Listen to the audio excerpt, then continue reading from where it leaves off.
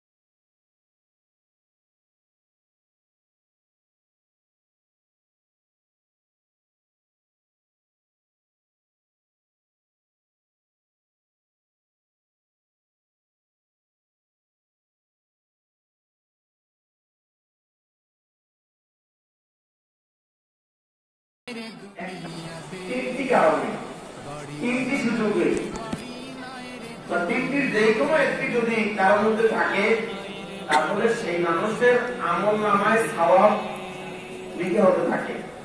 সে নিজে আমল না করলেও তার আমল নামায় সওয়াব লিখে হতে থাকে। রাসূল বলছেন ইজা মাতাল ইনসান, মানুষ যখন মরে যায় ইনকা তার আনহু তার থেকে বিচ্ছিন্ন হয়ে যায় আমারও তার আমলের সুযোগ ইল্লা মিন সালাত, তিন শ্রেণীর মানুষ ছাড়া, ইল্লা মিন সাদাকাতিন জারিয়াতিন। এক নম্বর হলো যিনি দুনিয়ায় থাকতে সৎকায় জারিয়া কাজ করে যায়। আজকে এখানে ধর্মীয় শিক্ষা দেওয়া হয়, মেয়েদেরকে সুশিক্ষিতা করা হয়, আদর্শ শিক্ষিতা করা হয়, রাসূলুল্লাহর তরিকায় মেয়েদেরকে যোগ্য করে গড়ে তোলা হয়। এই মেয়েরা দিনদার হচ্ছে, আল্লাহওয়ালা হচ্ছে, পরিবারের কাছে বিভিন্ন পরিবারে গিয়ে সেখানে আবার দিনই পরিবেশ কায়েম করছে। বরকত মন্ত্রী সাহেব তার এই সততার বদৌলতে এই ধারা যতদিন এই পৃথিবীর মধ্যে থাকবে ততদিন তার আমল নামার মধ্যে সওয়াব থাকবে।